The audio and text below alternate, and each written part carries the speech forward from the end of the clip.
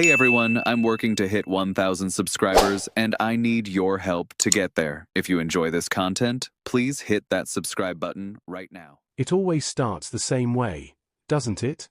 A quiet weekend, a few harmless notifications, and then suddenly your phone lights up like Times Square because Kyle Tucker's name has resurfaced again.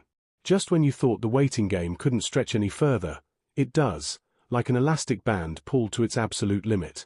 Welcome back to the Blue Jays Report, where patience is optional, hope is mandatory, and the Toronto Blue Jays off-season refuses to sit still for even a moment. For weeks now, this saga felt like purgatory. Tucker met with the Blue Jays down in Florida before Christmas. Hands were shaken, smiles were exchanged, and then, nothing. Absolute silence. The kind of silence that makes fans suspicious, restless, and just a little bit dramatic. We waited through the holidays, through the new year, through all those moments where you convince yourself that no news must surely be good news.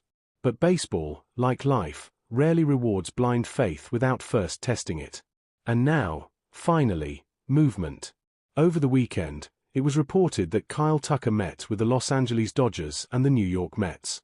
Two names that instantly changed the temperature of the room.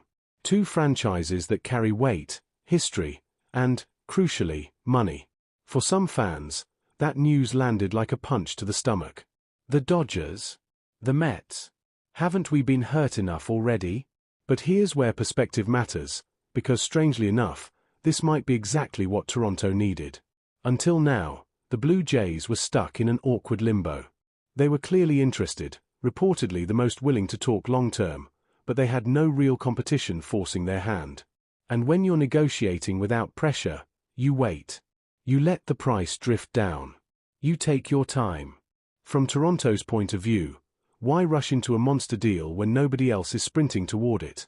The front office had already made several moves, already reshaped the roster, and already felt confident heading into 2026. There was no fire under their feet. That's why this latest development isn't purely bad news. In fact, it might be the spark that finally gets the engine running. Markets don't move without tension, and tension doesn't exist without rivals. Kyle Tucker meeting with the Dodgers and Mets tells us one important thing above all else. This process is entering its leverage phase. This is the moment where smiles are polite, words are vague, and everyone involved pretends they're not sweating while quietly recalculating numbers behind closed doors. Of course, there's a darker side to leverage, and Blue Jays fans know it all too well.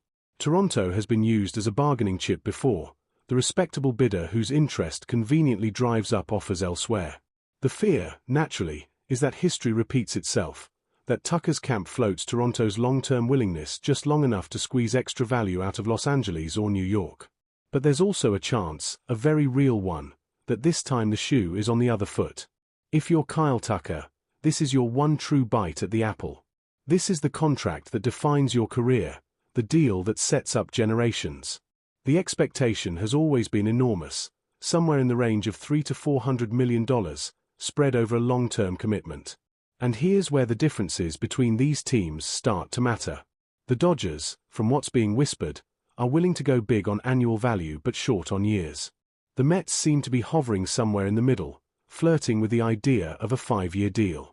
Toronto, meanwhile, is reportedly the club most comfortable with length. That distinction is everything. A high AAV short-term deal is seductive. It screams confidence, ambition, and immediate gratification.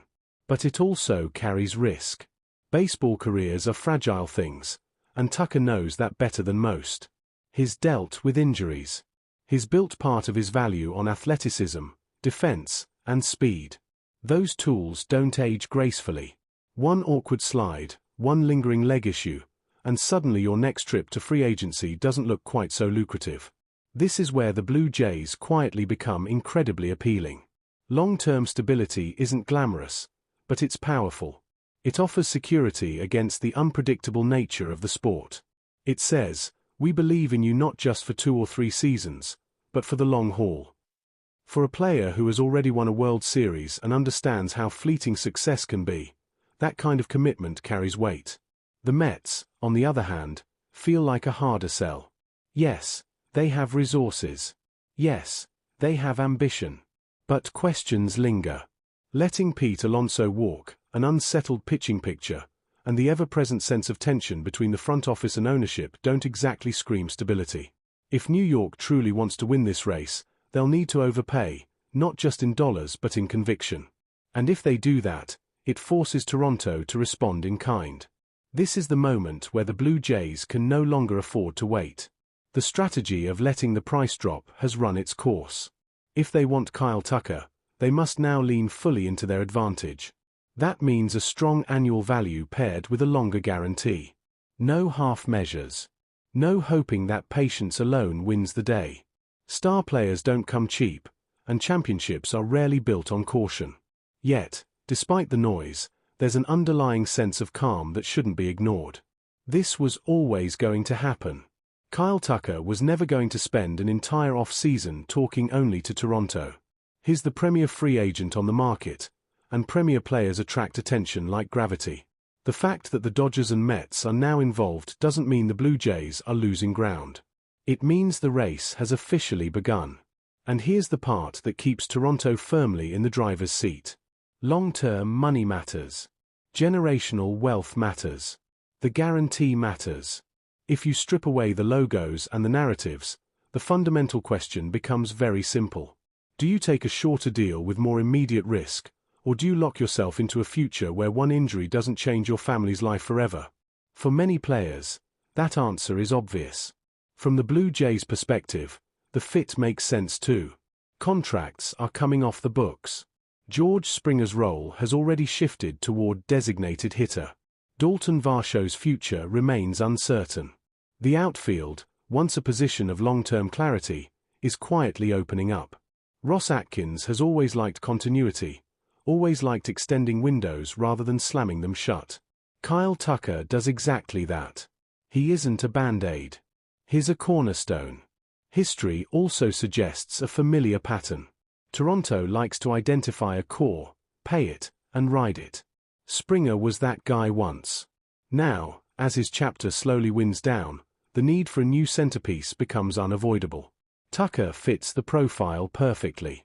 Power, patience, defense, speed, and postseason pedigree, all rolled into one player who still has prime years ahead of him. So where does that leave us?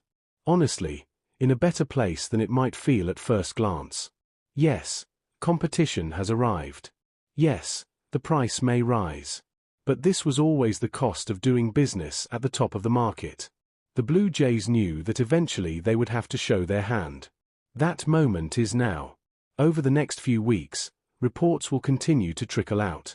Anonymous sources will whisper that talks are progressing well in New York or positive in Los Angeles. Social media will overreact. Headlines will oscillate wildly. But until the truly definitive voices speak, until the insiders with real track records weigh in, there's no reason to panic. Toronto still holds the strongest card. The willingness to go long. The ability to absorb the deal. The competitive roster. The clear direction. If they're prepared to slightly exceed their original comfort zone, this remains their sweepstakes to lose. And that's where we'll leave it today on the Blue Jays report. The waiting game isn't over, but it's finally moving again, and movement brings clarity, one way or another. If you've enjoyed breaking this down with us, make sure to like the video, share it with a fellow Jays fan who's checking their phone just as often as you are, and subscribe so you don't miss the next twist in this story. Because whether Kyle Tucker ends up in Toronto or not, this chapter will define the Blue Jays' direction for years to come. And when the final page turns, one way or another, it's going to be unforgettable. Go Jays go!